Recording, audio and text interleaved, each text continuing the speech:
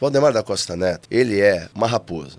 É a raposa. Ele é uma serpente. Só esperou o tempo certo para tomar de volta o poder daquilo que ele sempre queria. O Valdemar, como você disse, ele é um político da velha guarda. O político da velha guarda pode ter 1 milhão de defeitos, mas ele tem uma qualidade. Ele cumpre o que fala. A gente sente que ele anda meio acuado, porque ele tem um grande partido, mas a qualquer momento esse partido pode se desfacelar.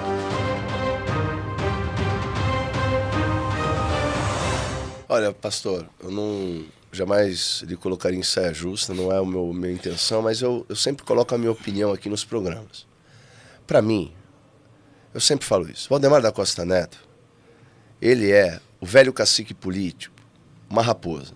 É a raposa. Ele é uma serpente. Só esperou o tempo certo para tomar de volta o poder daquilo que ele sempre queria, que é um partido grande e bilionário. Então ele se sujeitou ao Bolsonaro enquanto convinha. Bolsonaro está silenciado, preso, calado. O que ele fez? Esperou o tempo certo.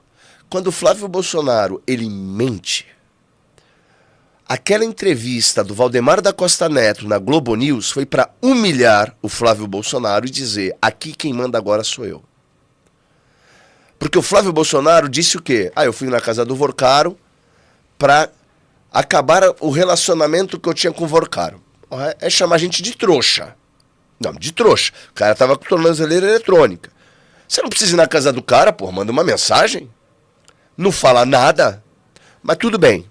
O Valdemar aparece na Globo News e diz o quê? Não, ele foi pedir o resto do dinheiro. Então, quando o Valdemar ele faz isso, e político não erra, o senhor sabe bem, esses caras antigos, esses caras são malaco velho. Não fala bobagem. Você não abre a boca para falar bobagem. Então, quando o Valdemar ele fala o que acabou de dizer, ele é pá de cal. Pá de cal no quê? Ele está dizendo o seguinte, essa família é incontrolável e nós vamos perder por causa deles. Então ele está dizendo o seguinte, ó, o cérebro aqui sou eu. Só eu posso discordar um pouquinho. Pode, né? por favor. Hoje eu sento muito com o Valdemar para conversar. O Valdemar, como você disse, ele é um político da velha guarda. O político da velha guarda pode ter 1 milhão de defeitos, mas ele tem uma qualidade. Certo. Ele cumpre o que fala. Sim, isso é verdade. Ele sentou com o presidente Bolsonaro e muitas vezes falou para nós, e foi separado os trabalhos. Disse assim, ó, eu vou cuidar da questão do legislativo, o executivo e o Senado fica na mão do Bolsonaro. E ele não se meteu de fato nisso. Como não tem se metido. Então o Valdemar tem cumprido tudo que falou. Né? Ele também, a gente sente que ele anda meio acuado, porque ele tem um grande partido, mas a qualquer momento esse partido pode se desfacelar, ou vem uma ordem do Supremo e acaba com o partido.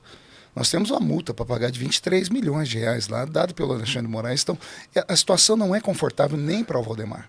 Né? A questão é que nós estamos sem direção. Valdemar não pode conversar com o Bolsonaro. Né? Pastor Silas Malafaia não pode conversar com o Bolsonaro. Eram as pessoas que sentavam com ele para se aconselhar. Nós estamos assim, nós temos que acreditar em tudo que diz o Flávio e em tudo que diz a Michele, porque são os únicos que têm acesso ao Bolsonaro. Né? Então, nós estamos assim, a direita precisa agora, nós somos a nocaute. A direita tem que se levantar. Eu acho que a Michele salvou a direita. Eu quero acreditar também que aconteceu alguma coisa assim, mas ainda está ruim. Calma. A situação não tá boa. Por quê? Porque a narrativa está sendo para destruir a Michele. Não estão olhando a mensagem, estão atacando o mensageiro. Olha, meu pensamento é um só hoje. Eu quero ver a direita unida. Então, para mim, tem que parar a molecagem, chamar os adultos para a sala. Perfeito. Sentar na sala os adultos. O Valdemar disse agora nessa entrevista que eu citei que ele vai falar com o Flávio e com a Michele. São os três. Chamar o Rogério Marinho, que tem um ponto de equilíbrio muito forte. Chamar o Sóstenes Cavalcante. Essa turma que cuida do PL e falar o que nós queremos. Por onde nós vamos chegar? Tem como consertar isso? Porque ainda dá tempo. Tá a Copa do Mundo, daqui a pouco o povo esquece o que aconteceu ontem com a Michele. E o problema eu quero ver quando começar a eleição. Isso é um problema. Quando começar a eleição, não pode ter mais nada. Não pode aparecer mais nada, porque não vai dar mais para trocar nem o candidato. Então, ou a gente entra num acordo agora, ou a gente não tem amanhã.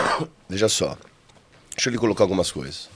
Valdemar da Costa Neto, ainda que o senhor o conheça melhor do que eu, e obviamente conhece, eu não conheço ele, eu só tive um contato com ele pessoal, onde eu perguntei, lá no trio elétrico, aqui na última manifestação na Paulista, quem é que mandava no partido, ele falou, é o Bolsonaro.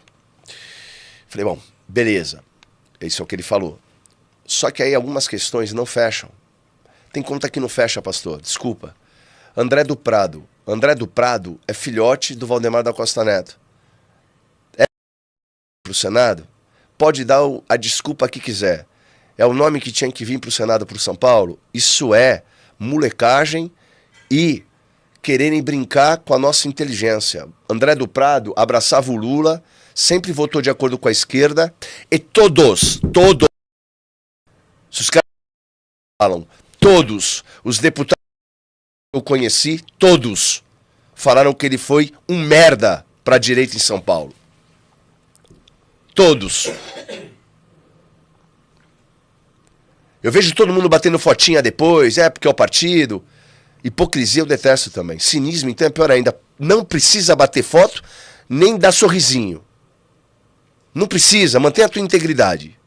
Ah, mas é política. Então, o povo quer dar anuência ao político, dizendo que hipocrisia, cinismo, mentira, ali é liberado.